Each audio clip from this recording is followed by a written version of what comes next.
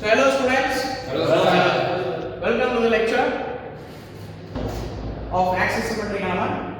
So in the previous video we have seen about the lecture how the Axisymmetric element, the formula is computed, right? So today we are going to solve the formula and we will substitute the values. After substituting the values we will find the strain displacement matrix. So this is what the overview of the lecture today, right? So let us solve the problem. So if we compute the value of alpha 1, what is the alpha 1 value? 17. So the given axisymmetric element is, you can see here, this is the given axisymmetric element. This is nodal point 1, this is nodal point 2, and this one is nodal point 3, right? So this one is R. and this one is Z. So if R and Z comes, that in default it is called as axisymmetric element. In few questions they will not be mentioning the type of element, right? Because if you see the CST element and the axisymmetric element, they both look like a triangular element. So according to the axis only you can differentiate whether it is a CST element or it is a axisymmetric element. For this axisymmetric element, the coordinates, the axis will look into R and Z. Whereas for constant strain triangle, that is CST element, the axis will be X and Y. So this is what the major difference, right? So what is the coordinate value? 1, 6, 7. 6, 7. What is the coordinate value? 2, 8, 7. 8, 7. What is the coordinate value? 9, 9, 10. So this is what the given value. So the given value,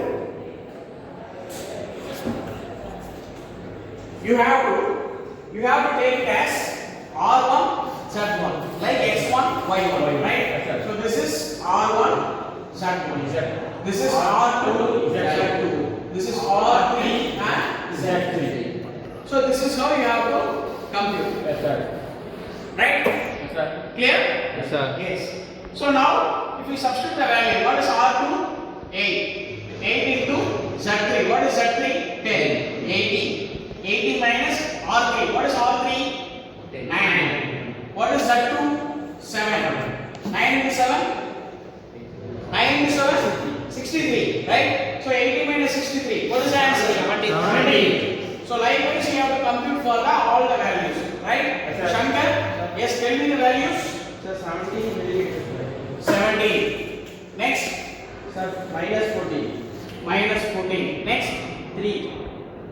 Yes. Similarly for beta. Sir, minus 3. Yes. 3. Okay. 0.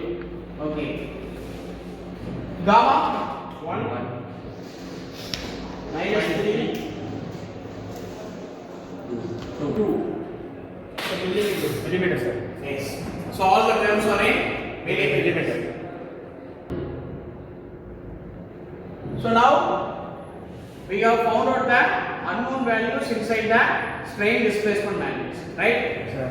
So there is one more unknown value, that is the area. Right. So what is the formula to find the area? Area is equal to 1 by 2. 1 by 2 into determinant of 1, 1, 1, R1, R2, R2, R3, Z1, Z2, Z3. So you have to substitute the values. So how will you substitute? Yes, 1 by 2 into determinant of 1, 1, 1, R1. What is the value of R1? 6, sir. Yes. R2, 8. R3, 9. Z1, 7. Z2, 7. 7. Z3. 10. 10. Good. So now if we compute the values, what is the determinant of this matrix? Area. So once you find the determinant of this, you will get the answer. What is the answer for? 3 millimeters, sir. 3 Millimeter square. So according to the strain displacement matrix formula, we have found out all the unknown values. Now we are going to compute the values inside the matrix. Yes. So now we have computed all the values inside the strain displacement matrix. The formula for the strain displacement matrix is 1 by 2 into A beta 1. Here it is alpha 1. Yes. Sir. Alpha 1 divided by R plus beta 1 plus alpha 1 divided by R.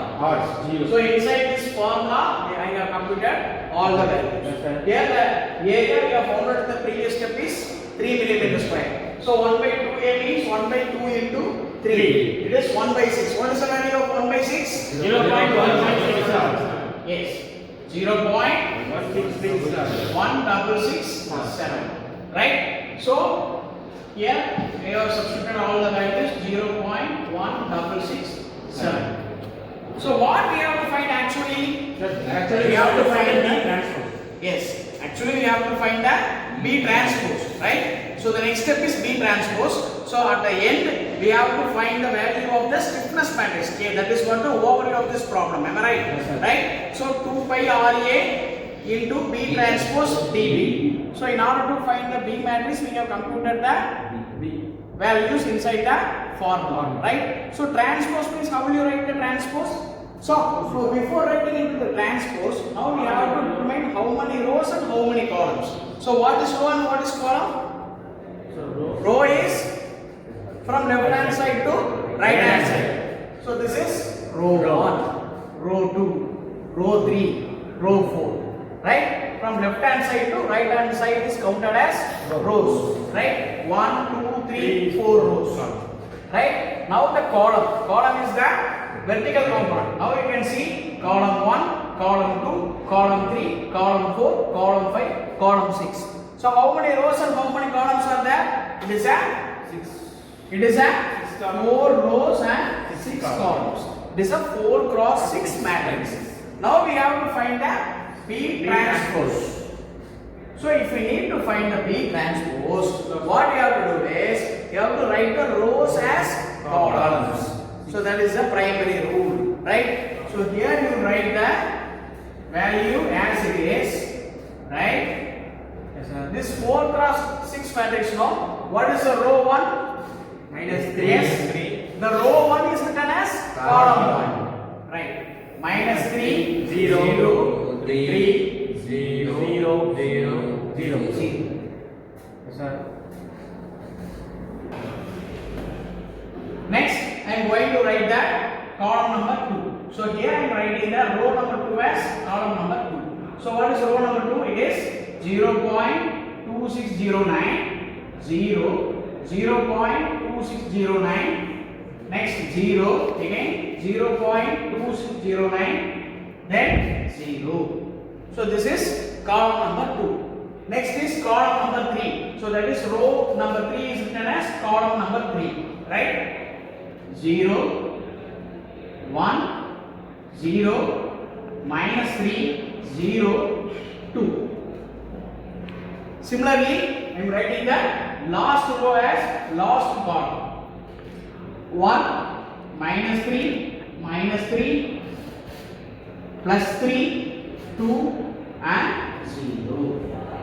So now, if you see here actual matrix is 4 cross 6 matrix. That is what the B matrix. Now we have found out the B transpose. That is nothing but the ulta of this matrix. That is the 6 cross 4 matrix. So we must know the difference between the transpose and the normal matrix. If you say transpose, the rows are written as columns. So this is what the difference. Now you can see both of the matrix, right? This is the actual B matrix. This is the B transpose matrix. So in both the matrix, if you see here, this row is written as column. So according to our K matrix formula, we have found out the B matrix and the B transpose. Right? In the upcoming video, we are going to see how to find the D matrix. Thank you.